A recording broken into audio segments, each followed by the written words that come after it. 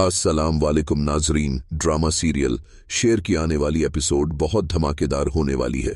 जैसा कि शेर की शादी की तैयारियां पूरे जोशो खरोश से चल रही होती हैं और हर तरफ खुशी का सा समा होता है।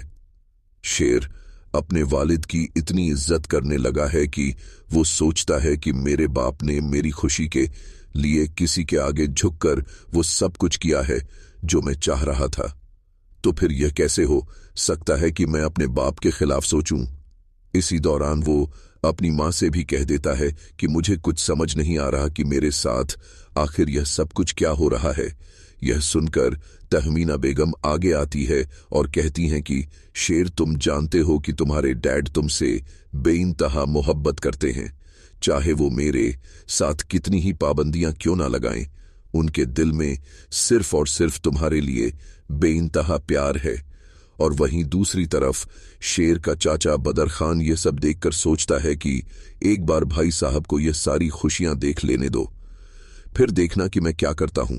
अब वह फहाद से कहता है कि तुम्हारे साथ जो ज्यादियां हुई हैं उनका बदला मैं जरूर लूंगा। क्या उसे लगता है कि वो यह सब कुछ करके बच जाएगा? हरगिज नहीं।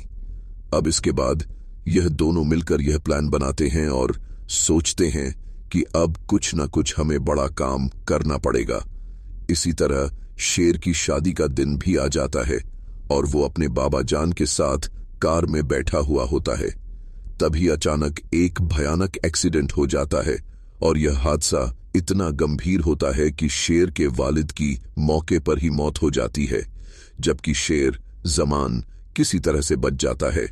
अब जैसे ही शेर जमान को होश आता है, वह सबसे पहले अपने डैड के बारे में पूछता है और जैसे ही उसे यह बात पता चलती है कि उसके बाबा जान अब इस दुनिया में नहीं रहे, तो वो टूट सा जाता है और बार बार एक ही पुकार कर रहा होता है कि ऐसा नहीं हो सकता। डैड क्या मुझे अकेला छोड़ सकते हैं? उसकी माँ अब उसे समझाने की भरपूर कोशिश करती है कि बेटा, तुम्हें अब खुद को संभालना होगा। तुम्हारे डैड अब इस दुनिया में नहीं रहे हैं, लेकिन तुम मजबूत बनो। अब शेर रोते हुए कहता है, माँ ऐसे कैसे हो गया? मेरे सामने ही डैडी चले गए। उस वक्त तहमीना बेगम आगे आती है और कहती है, काम यहाँ मुझे पता है ये सब कुछ कितना मुश्किल है, लेकिन तुम खुद को संभालो। मैं बस यही चाहती हूं कि तुम टूटो नहीं। शेर जवाब देता है कि माँ, मैं खुद को संभाल ही नहीं पा रहा हूं। आखिर कैसे, और यह कैसे हो चुका है सब कुछ? अब यहां पर शेर को हॉस्पिटल में तो एडमिट कर दिया गया है और इसी दौरान बदर खान एक चाल सोचता है और कहता है कि यही तो सही वक्त है इसका फायदा उठाने का। उसके बाद वो डॉक्टर से मिलकर कहता है कि इसे ऐसी दवाइयां दे जिससे इसका माइंडसेट बिगड़ जाए और यही मौका है कि मैं इसे जाने नहीं दूंगा। अब यहां पर शेर की दिमागी हालत पहले से भी ज्यादा बिगड़ चुकी होती है, क्योंकि वो हर वक्त उलझा उलझा और परेशान नजर आता है। उसकी यह हालत देखकर घर के लोग सोचने लगे हैं शायद शेर अब दिमागी तौर पर ठीक नहीं रहा। धीरे धीरे सब उसे पागल कहकर बुलाने लगते हैं और इसी दौरान बदर कहता है, भाभी आप जानती है ना कि मैं अब शेर को इस घर में नहीं रख सकता हूं। बदर की यह बात सुनकर तहमीना बेगम तो हैरान रह जाती हैं और बोल पड़ती हैं कि आप यह क्या कह रहे हैं? आप अच्छे से जानते हैं कि मैं अपने बेटे के बिना नहीं रह सकती, तो आप यह कैसे कर सकते हैं? और तहमीना बेगम आगे आकर बदर से कहती है कि मैं अभी और इसी वक्त अपने बेटे से मिलना चाहती हूं। फौरन से मुझे उसके पास लेकर चलिए। इसी वक्त रिदा भी वहां पहुंचती है और कहती है कि आंटी, मैं भी शेर से मिलना चाहती हूं। यह सुनकर तहमीना थोड़ा सा चौंकती है और पूछती है कि बेटा, तुम शेर से मिलने कैसे जा सकती हो? रिदा जवाब देती है कि हाँ आंटी, मुझे सब कुछ पता है, लेकिन फिर भी मैं उससे मिलना चाहती हूं। मेरा उससे मिलना बहुत ज्यादा जरूरी है। तहमीना जवाब देती है, ठीक है बेटा, मैं तुम्हें भी साथ लेकर चलती हूं। अब जैसे ही ये दोनों शेर जमान के पास पहुंचती हैं, तो शेर जमान रिदा को देखकर बहुत ही ज्यादा गुस्से में आ जाता है और चिल्लाते हुए कहता है कि अगर आज मेरा बाप इस दुनिया में नहीं है तो उसकी वजह सिर्फ और सिर्फ तुम हो। मेरी सारी खुशियां तुमने छीन ली है। अब यहां पर रिदा उसकी बात सुनकर हैरान रह जाती है। तभी ही शेर जमान अचानक रिदा का गला पकड़ लेता है सब मिलकर शेर को रोकते हैं और उसे समझाने की कोशिश करते हैं कि शेर जय है। मान, यह तुम क्या कर रहे हो? होश में आओ। अब यहां शेर जमान तो गुस्से में पागल हो जाता है और कहता है कि मेरे बाप के असली कातिल तो तुम सब हो। मैंने अपने बाप को नहीं मारा। बदर और फहद जो पास खड़े हुए होते हैं उसे उकसाते हैं और कहते हैं कि तुम तो पागल हो चुके हो, तुम ही ने तो अपने बाप को मारा है। यह सुनकर शेर जमान सदमे में चला जाता है और उसे यकीन ही नहीं आ रहा होता कि उस पर इतना बड़ा इल्जाम लग गया है। अब वहां पर खड़ी डॉक्टर किसी तरह से हालात को संभालती है और शेर जमान को वहां से ले जाती है। उसके बाद बदर कहता है, भाभी, अब तो आप खुद देख चुकी हैं कि आपका बेटा किस तरह से पागलों की तरह हमला कर रहा था। अल्लाह का शुक्र है कि रिदा बच गई है, वरना हम सैयदों को क्या जवाब देते। यह सब सुनकर तहमीना बेगम तो बहुत बुरी तरह से टूट जाती हैं। एक तरफ तो उसका शौहर इस दुनिया से चला गया है और वहीं दूसरी तरफ उसका इकलौता बेटा जो उसका वाहिद सहारा था वो भी अब दिमागी तौर पर टूट चुका है। तहमीना तो यह सारी सोचें सोच सच कर फूट फूट कर रो पड़ती हैं और उनका दिल बुरी तरह से टूट चुका होता है। वो खुद से सवाल करने लगती है कि आखिर मेरे बेटे को क्या हो गया है, वो तो ऐसा बिल्कुल भी नहीं था। वहीं दूसरी तरफ बदर भी इन्हीं तमाम हालात के पेशेजर घर की सारी प्रॉपर्टी पर अपना हक जमाने लगा है। उसे अच्छी तरह पता होता है कि इस मौके का कैसे फायदा उठाना है। एक दिन बदर तहमीना से कहता है, भाभी, अब देखिए, आपका तो अब कोई हक नहीं बनता हमें रोकने का। भाई साहब के जाने के बाद बिजनेस अगर हम नहीं संभालेंगे तो कौन संभालेगा सारे का सारा बिजनेस?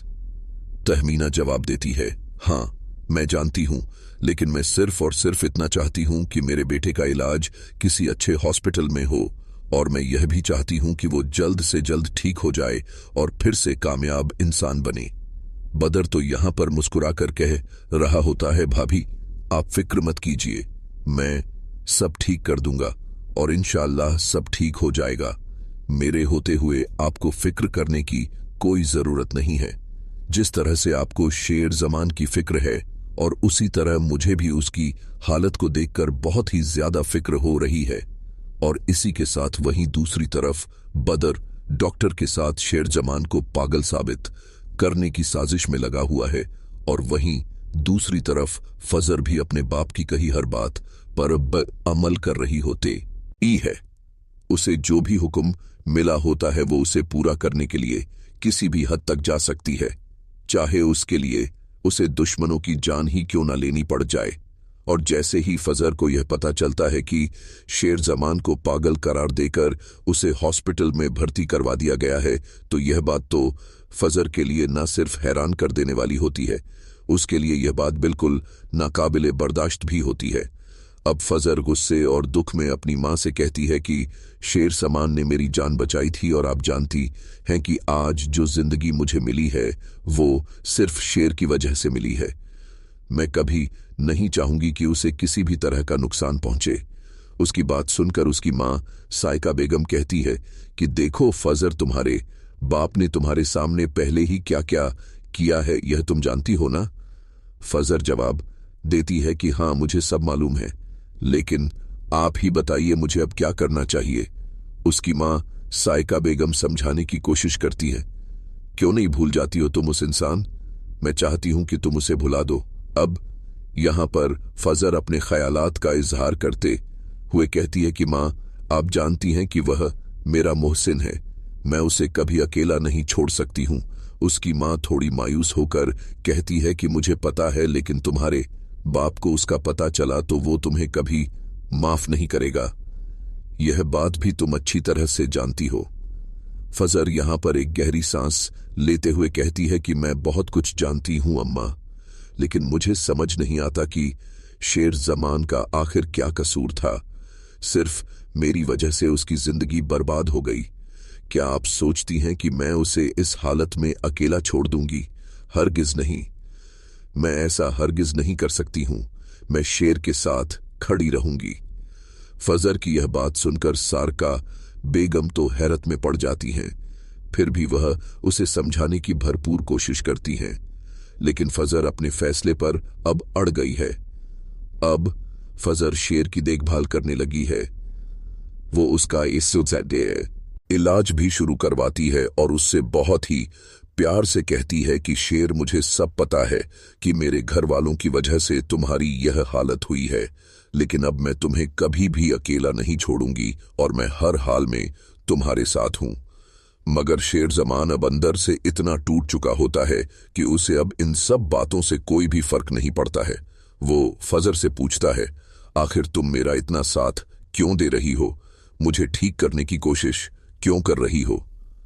यह सुनकर फजर कहती है कि शेर, तुम अच्छी तरह से जानते हो कि तुमने मेरी जान बचाई थी।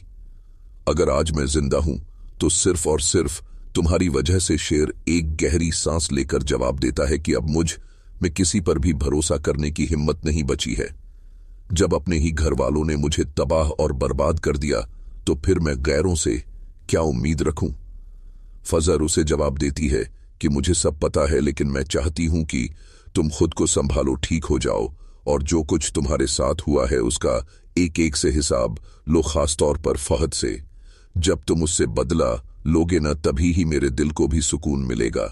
शेर ठहर कर कहता है, मैं समझ सकता हूं कि तुम इस वक्त किस दर्द से गुजर रही हो, लेकिन मैं बस इतना कहना चाहता हूं कि तुम्हें मेरी फिक्र करने की कोई जरूरत नहीं है।